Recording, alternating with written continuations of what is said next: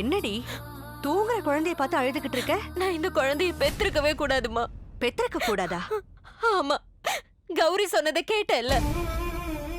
என் புள்ள ஆண் குழந்தையா மட்டும் பிறக்கல, கொலைக்காரன் புள்ளையாவும் பிறந்திருக்கான்.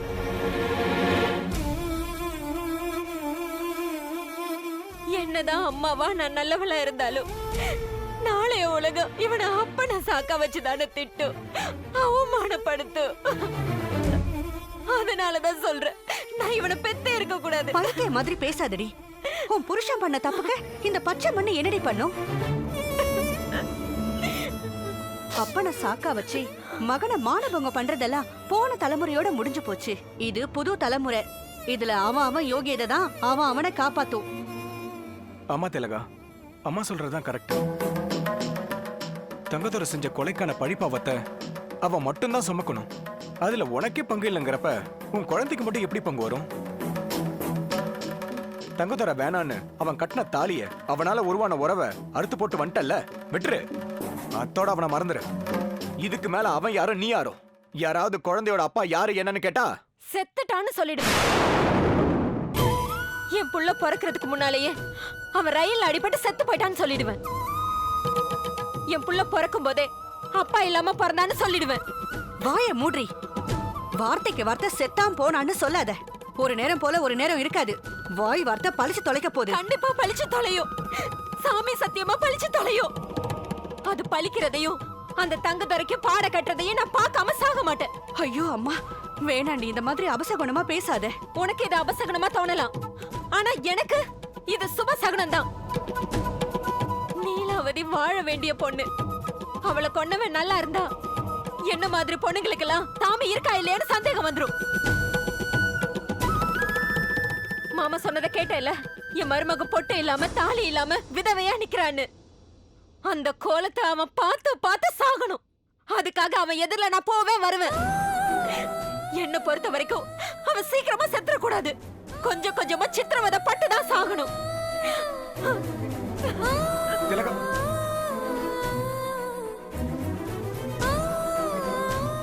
என்னடா இவ இந்த மாதிரி சொல்லிட்டு போறா? அவ சொன்னதுதாம்மா கரெக்ட். தங்கோதர மாதிரி ஆட்கள் எல்லாம் மன்னிக்கவே கூடாது.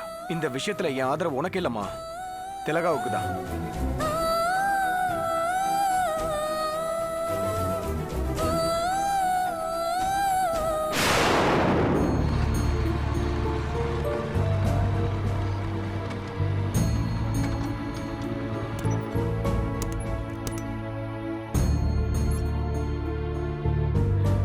என்னடா வந்து ரொம்ப நேரம் ஆச்சா? ஆமா, எதுக்கு அவசரமா வர சொன்ன? அது ஒண்ணு இல்ல, என் புது ஆளு உனக்கு அறிமுகப்படுத்தி வைக்கலாம் தான். புது ஆள்னா யாரு? ஜோதி பிரியா தானே? டேய், அது போன மாசம்டா. நான் சொல்றது இந்த மாசம். இந்த இடத்துல வந்து வெயிட் பண்ணுன்னு எனக்கு எஸ்எம்எஸ் பண்ணியிருக்காடா. அவ வந்ததும் நான் உனக்கு இன்ட்ரடியூஸ் பண்ணி வைக்கிறேன், சரியா? வருவா பர்றா என் தென்காசி தேவதை.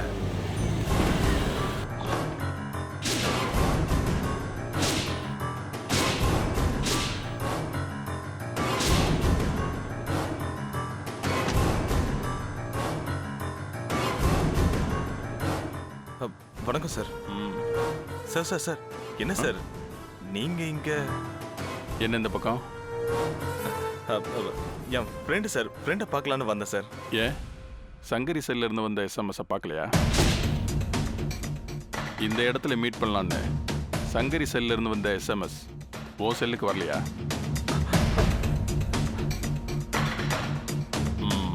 அந்த எஸ்எம்எஸ் அனுப்புனது அவ இல்லை, நான். இந்த திருட்டுத்தனம் கோக்குமாக்கெல்லாம் உங்களுக்கு மட்டும்தான் சொந்தமா? அதெல்லாம் அம்மா அப்பா நாங்க பண்ணக்கூடாதா? நீங்க எங்க வயசத்தோட பல வருஷம் ஆகும். ஆனா நாங்கள்லாம் உங்க வயசை தாண்டி தான் வந்திருக்கோம். சங்கரிக்கு தெரியாம அவ செல்ல இருந்து உனக்கு நான் தான் எஸ்எம்எஸ் பண்ணேன். இப்ப நான் உன்னை பார்த்து பேசுறது கூட சங்கரிக்கு தெரியாது. அதே மாதிரி இதுக்கு மேல நடக்க போறதும் அவளுக்கு தெரியக்கூடாது. இந்த நிமிஷத்தோட நீ சங்கரிய மறந்துடணும். இவர் உன் ஃப்ரெண்டா? இவரை பொதுவா வச்சே சொல்லிடுறேன். நான் கார்ல ஏறி போன அந்த நிமிஷத்தோட உன் காதல் டிராமாவெல்லாம் காத்தோட காணாம போயிடணும். இதுக்கு மேல நீ என் மக சங்கரி கண்ணில் படவே கூடாது. என் மக அவளா தேடி வந்தா கூட அவளை பார்த்து நீ பேசக்கூடாது, பழகக்கூடாது. எல்லாமே இந்த நிமிஷத்தோட காணாம போயிடணும். ஏன் சார் காதலிக்கிறது தப்பா? யார் சொன்னது? காதலிக்கிறது தப்புன்னு யார் சொன்னது? நானே சங்கரி அம்மாவை காதலிச்சு தான் கல்யாணம் பண்ணேன். காதலிக்கிறது தப்பு இல்ல, நல்லவ மாதிரி நம்ப வச்சு காதலிக்கிறது தான் தப்பு. சார் என்னை பத்தி யாரும் உங்ககிட்ட தப்பு தப்பா சொல்லியிருக்காங்க சார். நான் நல்லவன் சார். சொன்னாங்க. திருநெல்வேலி, தென்காசி, முக்குடல்னு எல்லா இடத்துலயும் சொன்னாங்க. இத பாரு, நான் கோவப்படக்கூடாதுன்னு ரொம்ப அமைதியா பேசிட்டு இருக்கேன். தேவையில்லாம என்ன கோவப்பட வைக்காத. தெரியாம தான் கேக்குறேன். என் மக சங்கரி உனக்கு எவ்வளவு நாளா தெரியும்? அது ஒரு சொல்லு தம்பி, எவ்வளவு நாளா தெரியும்? அது ஒரு 4-5 மாசமா தெரியும் சார். 4-5 மாசமா அவளை தெரிஞ்சவன் அன்னைக்கு என் வீட்டுக்கு வந்தப்போ ஏன் அதை சொல்லல? அது என்னமோ என் மகளை புதுசா பாக்குற மாதிரி பார்த்த. என் மனசுல, என் மனைவி மனசுல இடம் பிடிக்கணுங்கிறதுக்காக தாலியை எவனோ பறிக்கிற மாதிரி நீ வந்து காப்பாத்துற மாதிரி டிராமா போட்டேல்ல? சார் இல்ல சார், அது வேணாம் தம்பி. நான் எதையும் புதுசா அறுத்து போட்டு போஸ்ட்மார்ட்டம் பண்ண விரும்பல. நல்ல பொறுப்பான அப்பாவா, பொறுமையான அப்பாவா சொல்லிடுறேன். என் மகளை ஏமாத்துறதை விட்டுடு. என் மகளை விட்டு மொத்தமா விலகிடு.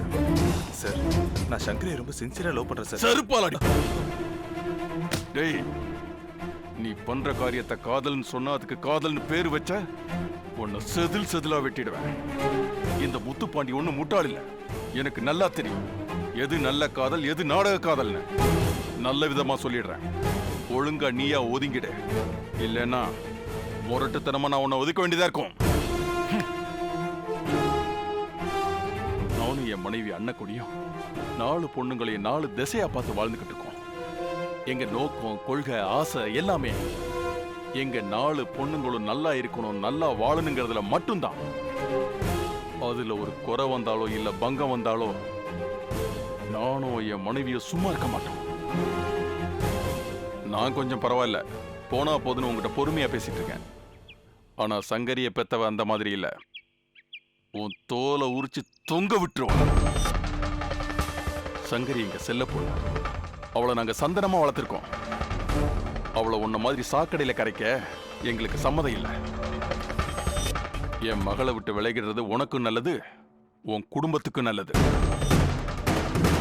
இல்ல நான் மனசை மாத்திக்க மாட்டேன், இதே மாதிரி லவ் பண்ணி ஏமாத்திக்கிட்டே இருப்பேன்னு சங்கரி பின்னாடி சுத்துன தொலைச்சிடுவேன்.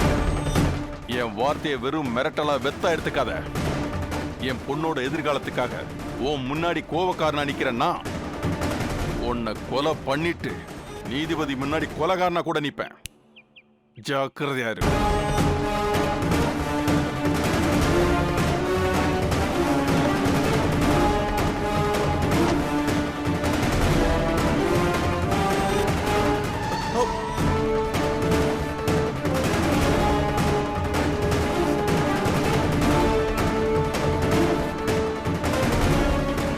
என்னடா ஆள் வருவான்னு சொன்ன, அலாவுதீன் புத்த மாதிரி அவங்க அப்பா வந்து நிக்கிறான்.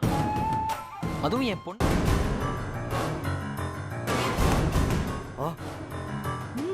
வாக்காச்சுடா. என்ன நான் வந்தது கூட தெரியாம அப்படி என்ன யோசனை? யோசனை எல்லாம் ஒண்ணு இல்ல, கோவம், கடும் கோவம். எதனால கோபம்? யார் மேல கோபம்? என் அப்பா ஜாமீன்ல வெளியே வந்திருக்கான், அவன் மேலதான் கோவம்.